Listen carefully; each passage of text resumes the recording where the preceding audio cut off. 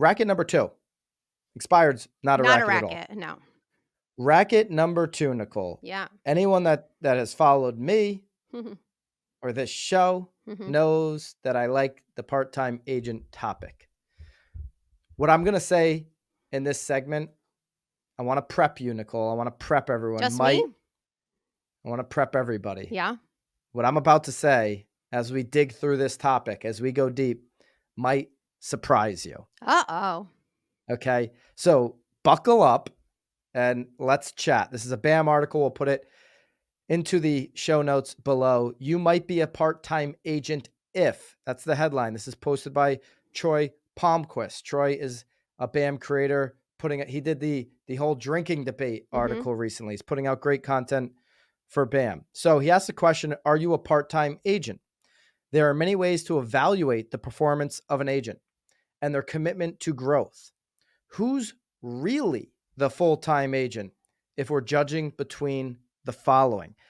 I want to run through these, Nicole. Okay. Okay. So, or unless you want to read them off. Why don't you read them off? I can read them off. Yeah. Maybe people want to go hear for my it. voice, right? All right. So the first one, the luxury agent who does 4 big deals a year, or the agent selling 2 homes a month, 24 homes that year at their market's median home price. Let's take these one by one. Okay. Okay. So what Troy's saying is, hey, the luxury agent who sells 4 homes a year. I mean, you could be a luxury agent that sells, premier luxury agent that sells 4 $5 million homes. Yep. That's going to be $20 million in volume. Great year up here in the Northeast. Or you could be an agent who sells 24 homes to a month. Certainly, it can take a full-time commitment to sell 24 homes a year in terms of your time. For sure. And you could be at the median price point in the country and not get anywhere close to 20 million. 20 million. Yes. Okay. So, I understand what he's saying there. I think in the comments, do you understand, the picture that Troy's painting? Do you agree with that? Do you agree that, hey, it might be a volume game, and four sales of 5 million might take you full-time effort too. I would caution people to say, hey, 4 homes takes the same amount of time as 24. I don't know, to create that relationship with that CEO, with that level of person. Well, so I think we're also talking about 2 agents, though, in 2 different times of their full-time career.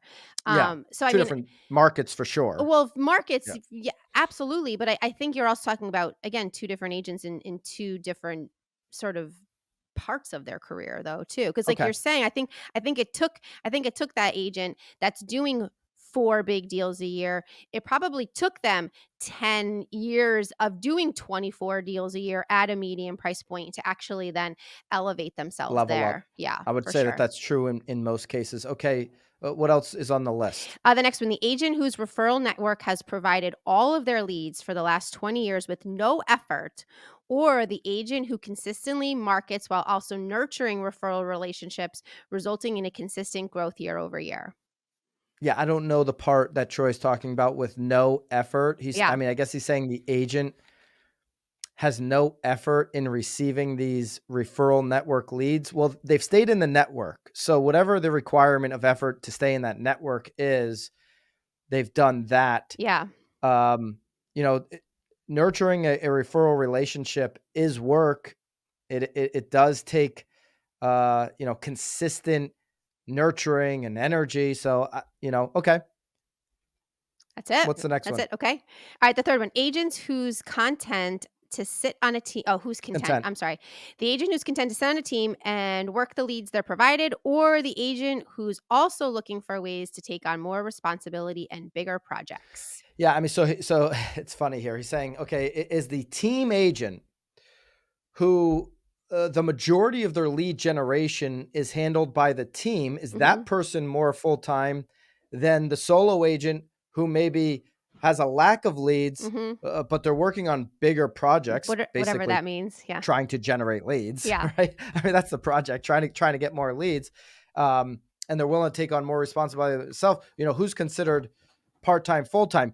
Now, here's the thing. You can be somebody who does a lot of busy work. Right. And you could be working full-time hours. You could be working 60 hours in this business on busy work, doing no deals. Or you could be somebody working on a team, knocking opportunities down one by one, being systematic about your business, putting in the same amount of time, but doing a whole lot more deals. Both could be considered full-time agents, by the way. Okay. And Yeah. I'm going to give you my old school definition of a full-time agent, and then how I'm thinking about it now as we finish up this list. Go ahead. Okay, next one. The agent who's been selling in the same neighborhoods at the same price point for 20 years, or the agent who is always learning more, exploring new niches and new opportunities. Yeah, both can be full-time, right? That's yeah. 100%. Yeah. Okay, the next one. The agent who got into real estate for the flexible schedule and continues to see that as the biggest advantage rather than the flexible growth potential a career in real estate offers. Yeah, you could have gotten in because you are a single mother, and this business does allow you to fit in 2:30 p.m. soccer time, practice, pickup, and then maybe write a couple contracts after. You can have 2 or 3 work segments and 2 or 3 family segments within one day, and you can mix and match those time blocks to benefit your lifestyle. Right. There is that flexibility in real estate. And then you could also be, the version of where it's just to the max. It's 12 hours, 14 hours a day, all in for the business. And you've chosen the flexibility of like not having any ceiling and just going for it all. And both are full time to me. So, Right. so I get that. I think What Troy's doing here yeah. Go ahead. is he's picking apart he's basically highlighting, hey, is there a real definition for full time? Or go ahead with the last No, one, Nicole. okay, the last one is, the agent who shows up to the listing presentation completely unprepared and coasting on their reputation, or who shows up to the open house hungover and disengaged. Which one would you rather be? Nicole's doing dry January. Support her in the comments. I am doing Would you dry rather be that January. agent showing up hungover or completely unprepared? Which of the two, if you had to pick one? I would rather go in unprepared and coasting on my reputation. I like that. Yeah. Yeah. Because the hangover is going to give you the headache. Well, Yeah. I'm just not gonna do shit. Disengaged? You're not even chatting. At least at least I'm at a listing appointment. At least I made that appointment when I was prepared, made the At least you've call. got a shot that they know Yeah. somebody that and you can connect the dots. 100%. Yeah. Absolutely. I I mean, like that. but at the end of the day, I mean, so I'm reading all of these things. And again, I guess I get what he's trying to do here. I mean, it sounds like all he keeps talking about is growth, growth, growth. Who's looking for opportunity? Growth, growth, growth. That makes the person the professional or the full-time agent. But at the end of the day, am I ever really unprepared for a listing presentation? No. Do I have something in my bag or on my phone or like, yes. And then it's the same thing even with like, again, Well, you're a full-time, this is what you do. You live, breathe it. When you do yeah, charity work, it's often flipping like you're doing one right now. You're doing the Sarah Project in Connecticut. You're flipping a house. All the proceeds are going to charity. That's a side hustle from your real estate sales business, but it's real estate. You do flips, right? And that for profit. And yeah, those are going to be in the real estate. Everything you do, yeah. Nicole, is real estate. So you're not going to be unprepared for any conversation because you live and breathe it. Right. But at the end of the day, though, too, because even he was saying, the agent that's, learning and exploring, I think it's inevitable that my hope is obviously is that you're always going to be learning something. You got to. I mean, it's not like someone gets into real estate, even if they're a part-time agent, and be like, I don't want to learn anything. I mean, I don't know. I guess I'm arguing the wrong thing here because talking about Well, full-time and part-time agents, but some of the things he was saying seems a little wacky because I think it's inevitable that you're going to be learning well, whether you're part-time or Well, I full-time. think what Troy is doing and what he does a great job of is he's giving you all these differing scenarios, which Yeah. opens up conversation Conversation. around what does full-time real estate agent and part-time real estate agent really mean. Yeah. In the article, he says full-time real estate agents generally look down on dual career agents. Mhm. I'm going to get to my comments Yeah. on that in the past. Okay. Changing your I'm going to mind, get to eh? it. So stay with me. Yep. They seem as less serious and less committed, taking commissions out of the pocketbook of more serious, better qualified, more professional full-time agents. We're not really supposed to acknowledge this, but the divide is there. However, I'd argue that it's based on a false premise. Okay. That's because I've known full-time agents who are less professional and less committed than some part-timers who often have to be highly organized, and highly motivated in order to juggle all of the responsibilities. That's always the best argument for dual career part-time agents is agents that have said, hey, I just worked with this dual career part-time agent. They were on the ball. They were completely responsive.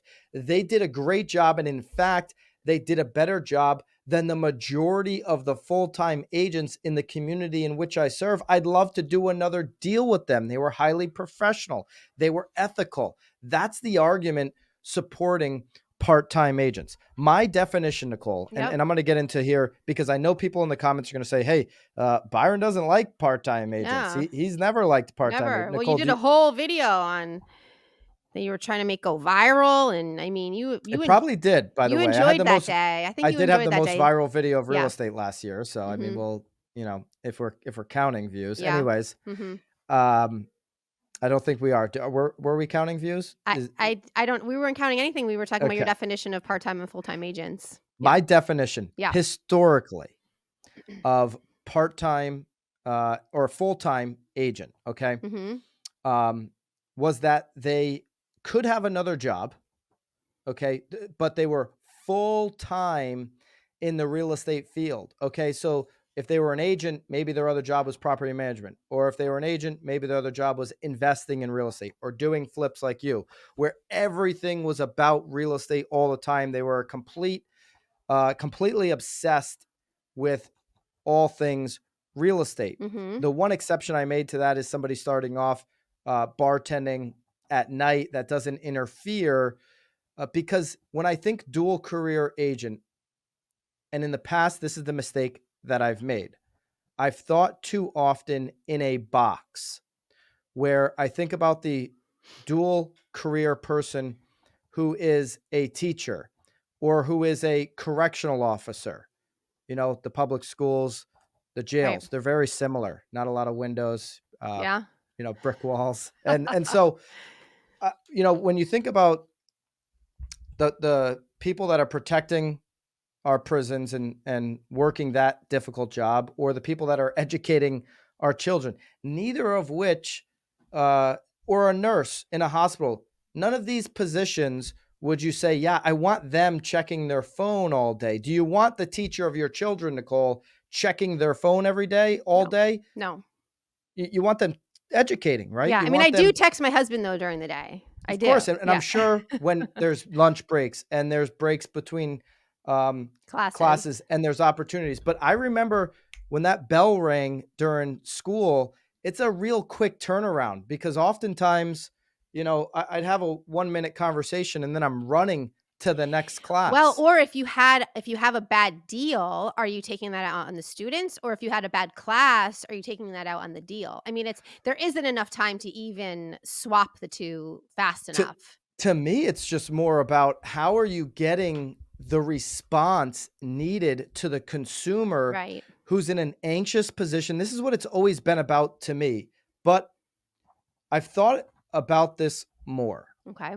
and I got to get out of this box because there are plenty of dual career professionals that are in our space that the world has changed. They're not constricted Yep. by a 9 to 5 environment where they can't look at their phone. Yeah. There are many careers that people are working while working in real estate where they're on their phone, they're on their computer, they're on their iMessage all day long. And they're able to, now I don't believe much in multitasking, and maybe they're pulling away from a project and that's impacting their other job or whatever, but they are able to be responsive throughout the day. And you and I both know that sellers and buyers and investors want an agent whom is responsive to their needs, who is following up and following through Right. on what they say. And so I'm broadening my definition Mhm. of you can work any job, any industry, and be a great quote unquote part-time agent in real estate as long as you're able to follow up and follow through in a more than reasonable amount of time where you're not leaving consumers holding the bag, where the consumer doesn't feel like they're doing the transaction on their own. And I appreciate the industry for helping me see this a little bit more, Mhm. for helping me um, look at some of these part-time professionals who are better than the majority of full-time professionals in their market. There are some of those out there because listen, Nicole, just because you're full-time, meaning it's the only job you have. Um, but what if you're the agent that goes into the office and you go into your brokerage office and you don't even know your password to get into the computer. Now you're Right. blowing up other agents Right. working in there. Yeah. Hey, can you Yeah. I don't know how to use the computer, Yeah. right? And do we have some of those in the industry? For sure. I think just as important as you're saying that about your definition of, of a full-time and a part-time agent, I think it's important for agents to sort of maybe break that box down too. Um, and I only say that because I had a one-on-one with an agent on our team recently, and she does makeup for weddings, like brides. She does bride makeup and all the all the who are the ladies, the ones that stand with her Oh, there? the best The ladies, best ladies, yeah, the whatever they are. bridesmaids, Thank Nicole. you, the bridesmaids.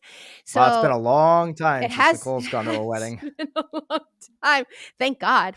But anyway, so she's doing makeup for these brides and these bridesmaids, and she was complaining about the fact that she was having a really hard time sort of shutting that off and then turning on the real estate side, and I said, "Listen, this is just you, like, I'll just say her name is Sue. Sue, like, you doing Her the name's not Sue because I know who you're talking I about. know it's not Sue, I'm just saving her because she didn't authorize me to use her name, but so, like, "Hey, Sue, like, you doing this and like, this is just a continuation of who you are. This is who you are. Like, you 100% should be talking about real estate while you're doing makeup, and you should 100% be talking about makeup while you're like, vice versa. Like, this is just a continuation of who you are. It's not a box of you doing this job and then you doing this job.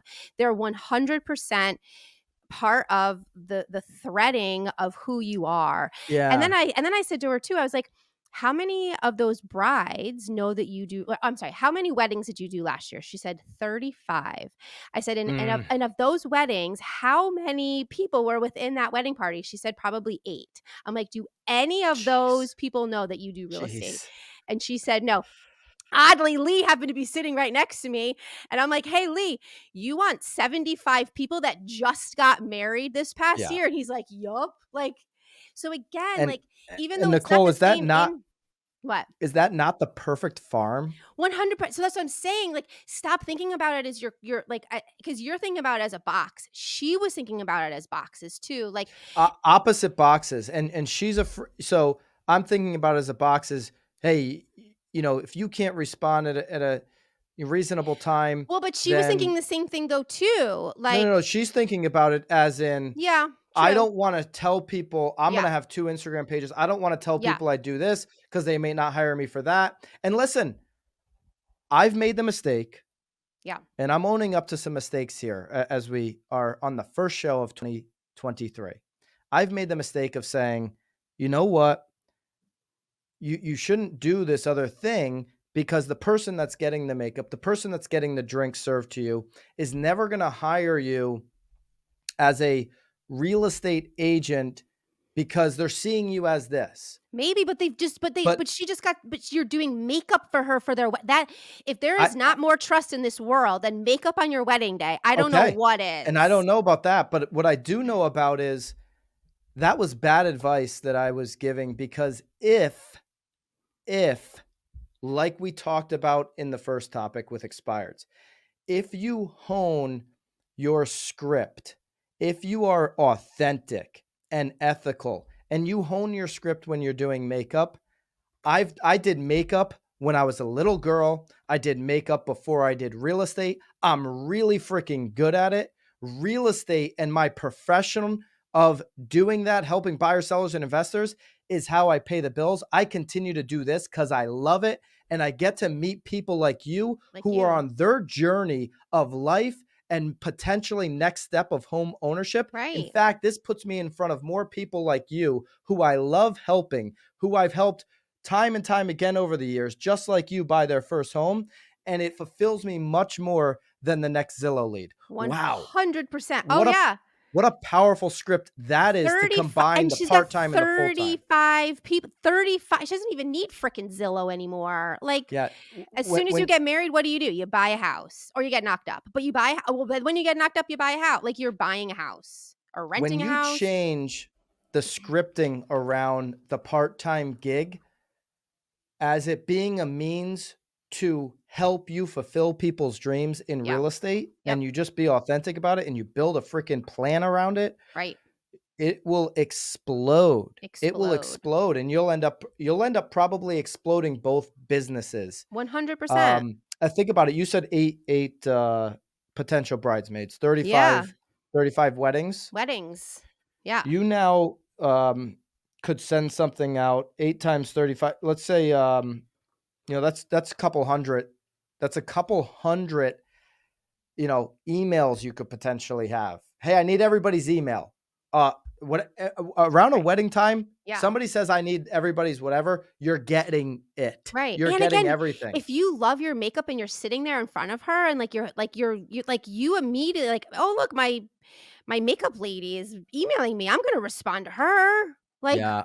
Yeah. I'm responding to her before the drunk person that I met at the open house. So I think Troy did a great job o- Conversation. of opening the conversation. Yeah. I'm open to changing my thoughts. I have changed my thoughts on this topic.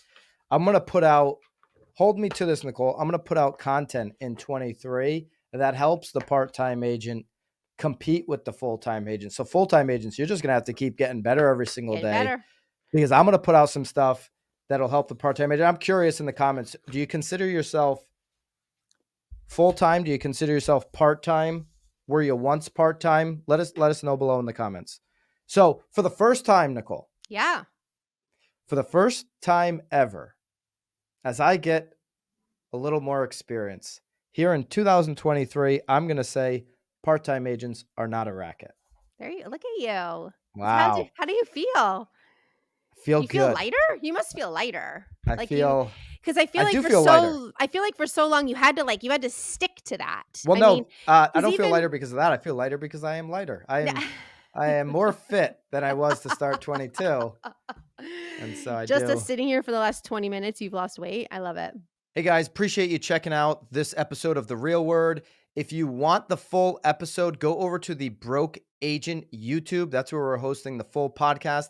If you want to continue to see the segments broken out and the short clips, stay right here on The Real Word YouTube.